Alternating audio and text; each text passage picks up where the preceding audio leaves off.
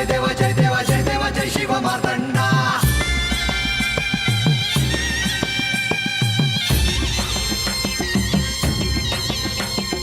जय देव जय देव जय देव जय देव जय देव जय शिव मार्तंडा. हरिवर्धन मल्हारी तुझी प्रचंडा. अगडतून नगारा सोन्याची जेजुरी, देव गेले जेजुरा निळा घोडा.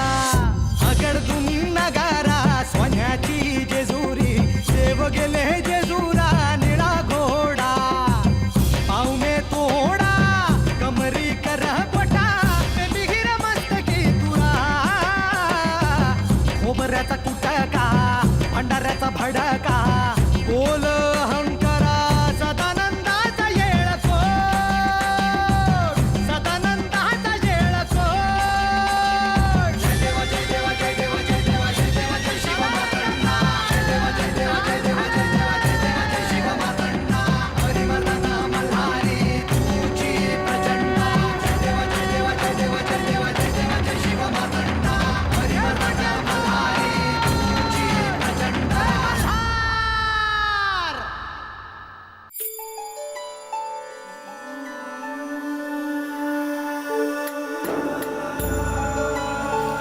आपण जेव्हा माझ्याशी बोलत नाही तेव्हा माझ्या मनाची काय अवस्था होत असेल हे आपल्याला माहित आहे ना.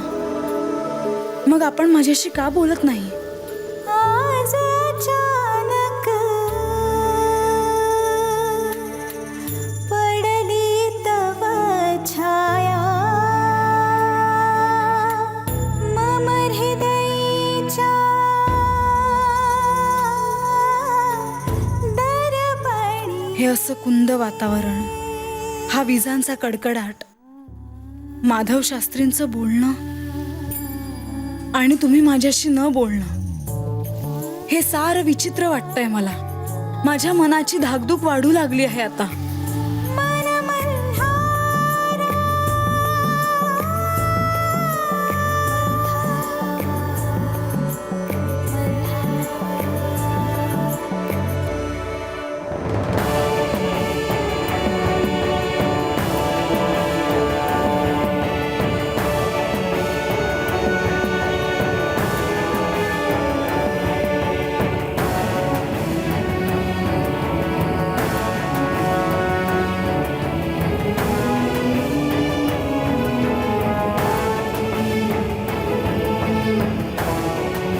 ओम मार्तंड भैरवे नमः. ओम रुद्राय नमः. ओम पिनाके नमः. ओम विश्वेश्वराय नमः. ओम परमेश्वराय नमः.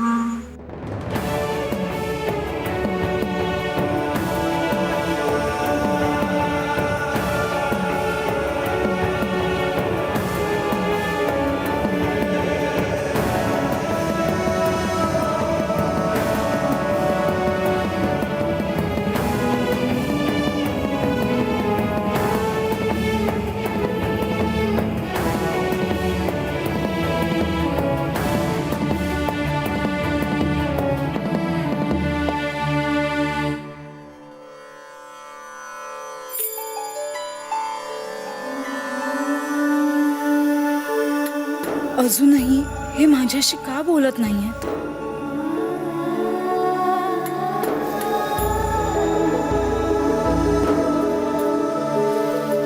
प्रीत सजवा, मन मल्हारा.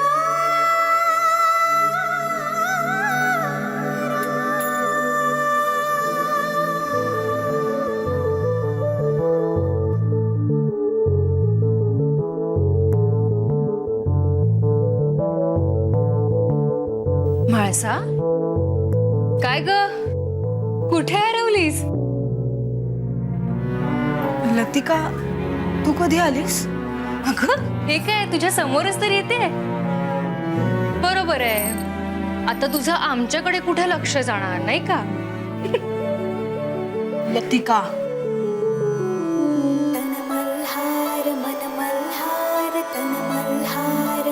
आज कोणावर तरी रुसली वाटतं आमची म्हाळसा. नाही ग, काळजी वाटते. ज्या दिवशी आईला भोवळ आली त्या दिवसापासून माझं आणि त्यांचं एकमेकांशी बोलणं झालंच नाहीये. मी किती प्रयत्न करते त्यांच्याशी बोलण्याचा, पण ते काही माझ्याशी बोलत नाहीत. काय सांगते असं ग? अजूनही ते बोलत नाहीयेत? म्हणजे त्यांना आवडलं नाही का? ते मला कसं कळणार? ते सांगायला तरी त्यांनी माझ्याशी बोलायला नको का? नाहीतर खंडेराय कुठल्या तरी कामात असतील ग.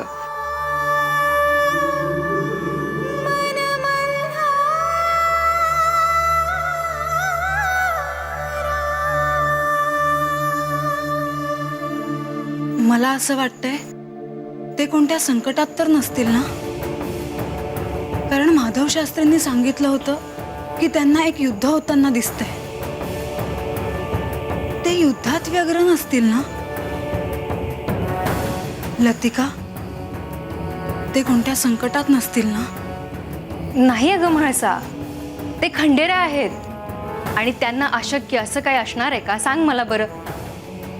आणि युद्धात विजय त्यांचाच होईल असं तूच म्हणाली होतीस ना?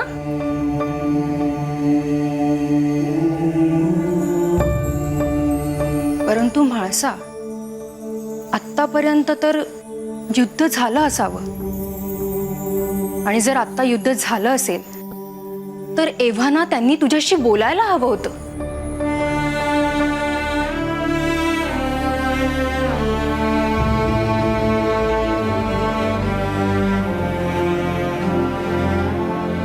म्हाळसा, मला असं वाटतंय की कदाचित खंडेरायांना अक्कांनी दर्पणातून पाहणं आवडलं नसावं आणि म्हणून ते तुझ्याशी दर्पणातून बोलत नसावेत.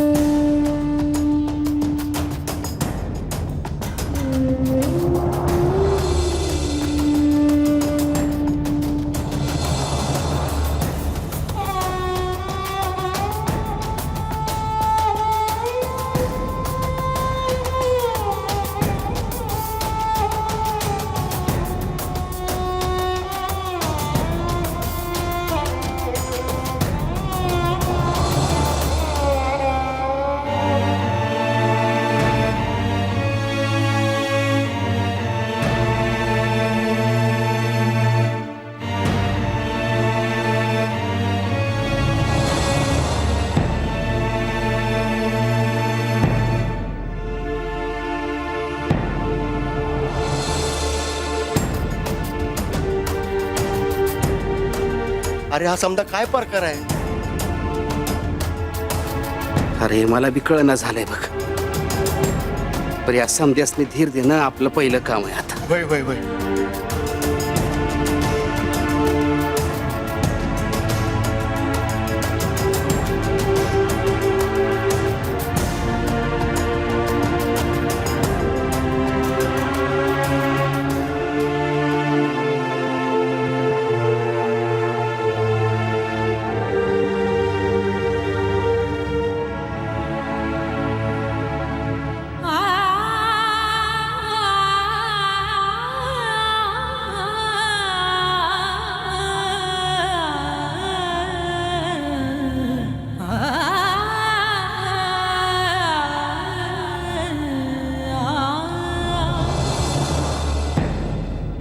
काळजी घ्या, समजा ठीक होईल. आव असू द्याची देवी. अव लोकांची सेवा करायला आम्ही आहोत इथं. तुम्ही इथं नुसत्या उभा राहिल्या तरी आमच्यासाठी लय आहे बघा. तुम्ही सगळे दिवस रात्र कष्ट करत आहात आणि जेजुरी गडावर आल्यानंतर मला सुद्धा इथल्या माणसांसाठी काहीतरी करायला हवं ना. देवी एक विचारायचं होतं. विचारा ना. मला खरं कोणीच सांगत नाही. लढाई झाल्यानंतर देव कुठं गेलं कुणालाच ठाव नाही. अहो असं कसं होईल? मला नक्की ठाव आहे. कोणालाच ठाव नसलं तरी तुम्हासनी आणि प्रधानजीसनी नक्की ठाव आहे देव कुठं आहेत ते. अहो माझं काय होतं, दिस रात मला त्यांची सेवा करावी लागते. त्याला काय हवं नको मलाच बघावं लागतं. आता ते इथं नाही तर मला बी कर्मना झालं. काय करावं? गणोबा, हे पहा, परिस्थिती बिकट आहे, पण आपण धीर सोडून कसं चालेल? खंडेराय कुठेही असले तरी आपल्या प्रिय माणसांना सोडून किती दिवस दूर राहतील ते? आणि ते नसतानाही आपण सगळी कामं थांबवून कसं चालेल? त्यांना हे आवडणार नाही, ते नाही का? वैजी, बरोबर आहे तुमचं म्हणणं. बर, तुम्हाला कळलं तर आम्हाला सांगा देव कुठं आहेत आणि कधी येणार आहेत. हो, मी नक्की सांगेन.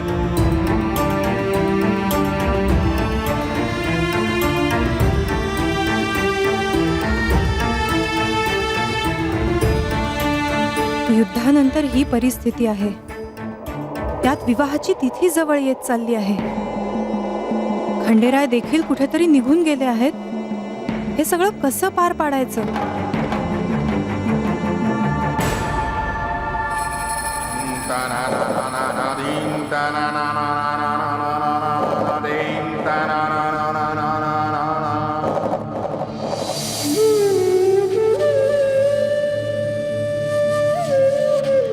गणोबा, अरे गडावर आणि गडाच्या पायथ्याशी माणसाची रीक काही कमी होईना झाली आहे बघ. अरे यांचं करता करता किती वेळ जाईल कुणास ठाव. अहो या आधी बी लढाई झाली ती, पण अशी परिस्थिती माणसांची कधी झाली नव्हती बघ. अरे हे काही साधं सुद्धा युद्ध नव्हतं. या वेळेला त्या कुंभकानं लई मायावी खेळ खेळल्यात बघ. अरे बघ तू यास ना, रोग राई पसरावी तसं माणसं आजारी पडली आहेत. अहो एवढं समजा असताना देव कुठं गेले ती तुम्हाला बी काय ठाव नाही. अरे मलाच काय, कुणालाच ठाव नाही देव कुठं गेले आहे तिथे. पर देव येणार, आपल्यापासून जास्त वेळ दूर नाही राहणार देव. देव नुसतं काढावर असतं ना तरी बी धीर येतोय बघा. पर ते नाही समजा गड फकच दिसतोय मला. गणोबा, अरे धीर धर, देव परत येते. हा,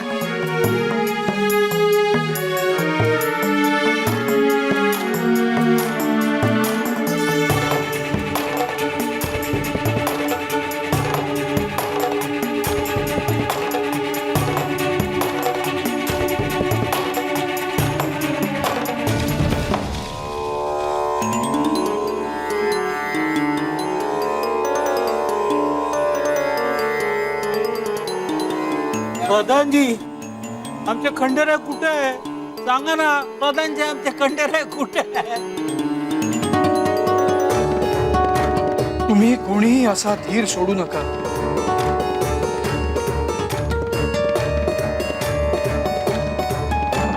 तुमचे खंडेराय तुमच्या सोबतच आहेत. आपण त्यांनाही वेळ द्यायला हवा.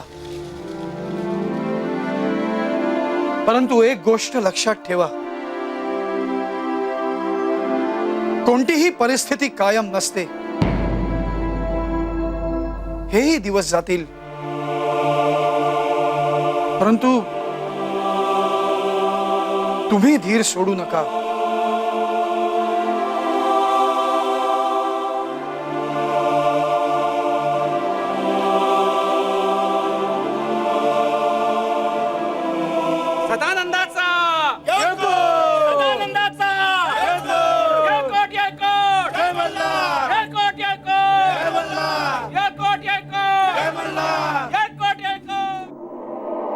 युद्धामुळे माणसांची काय ही अवस्था? जिकडे पाहावं तिकडे माणसांची रीघ लागली आहे. आता सर्वांना कळलं असेल मी युद्ध नको असं का म्हणत होतो.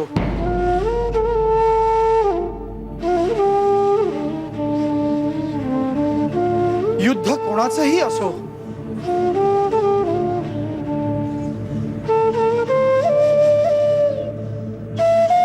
परंतु युद्धानंतर जी अवस्था येते ती नेहमीच भयान निराशा घेऊन येते. युद्धामुळे इजा झालेले लोक, युद्धामुळे आलेलं दैन्य आणि सगळं काही संपलंय असं वाटणाऱ्या लोकांमध्ये चैतन्य आणायचं कुठून.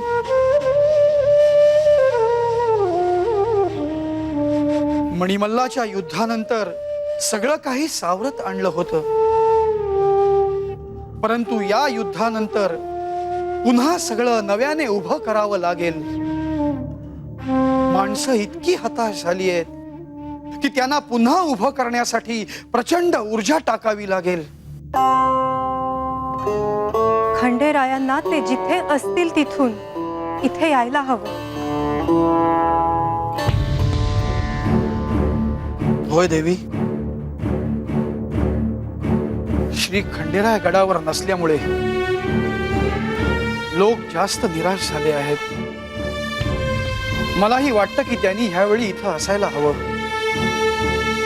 परंतु ज्या अर्थी ते कुठेतरी निघून गेले आहेत त्या अर्थी त्यांना परत आणणं इतकं सोपं नाही. परंतु खंडेराय आहेत कुठे?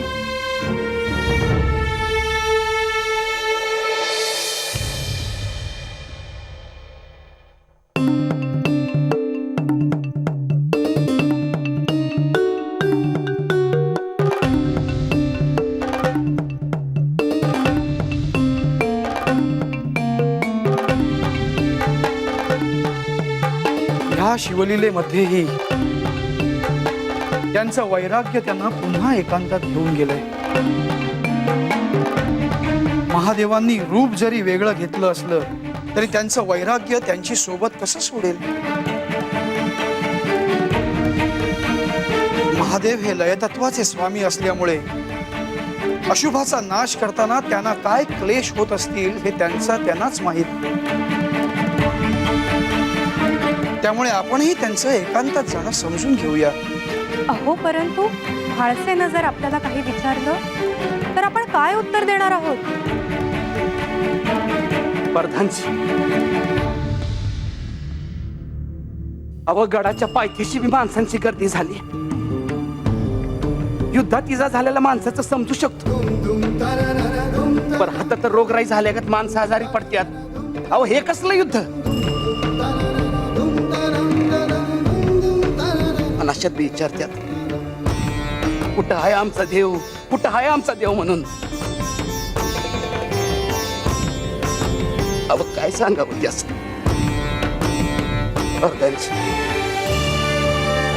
मला तरी सांगा, कुठं आहे देव. मी जातो आणि घेऊन येतो त्याच गडावर.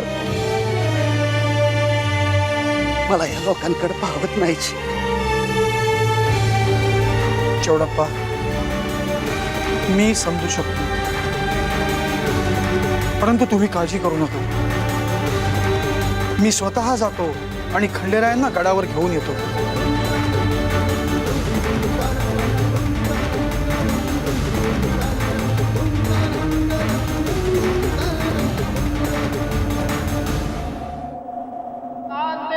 हृदयात जिजुरीचा राया, नश्वर जगताची नको मोह माया, नश्वर जगताची नको मोह माया. नांदे हृदयात जिजुरीचा राया, नांदे हृदयात जिजुरीचा राया. म्हणून पायासी ठेवितो ही काया, म्हणून पायासी ठेवितो ही काया.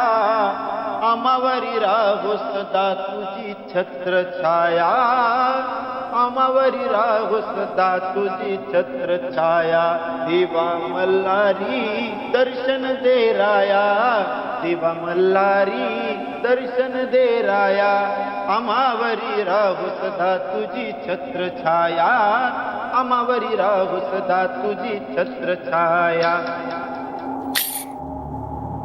नारायण नारायण. बानू, महाराज तुम्ही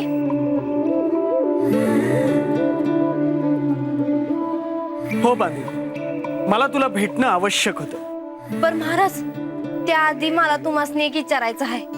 विचारू का? विचार ना. महाराज तुम्ही मला म्हणलात की बाहेर जाऊ नगस, पर माझा बा बाहेर गेला तर त्याला काय बी होणार नाही ना?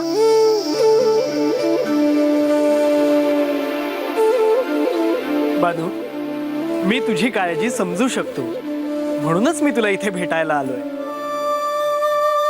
ज्या अशुभ काळापासून मी तुला सावध राहायला सांगितलं होतं तो काळ आता टळला आहे. तो एक युद्धाचा काळ होता.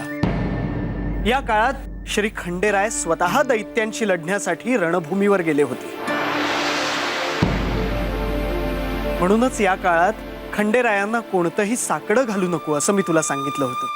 या युद्धात खंडेरायांचाच विजय झाला खरा, पण या युद्धात झालेल्या विध्वंसामुळे ते सगळ्यांपासून फार दूर एकांतात गेले आहेत.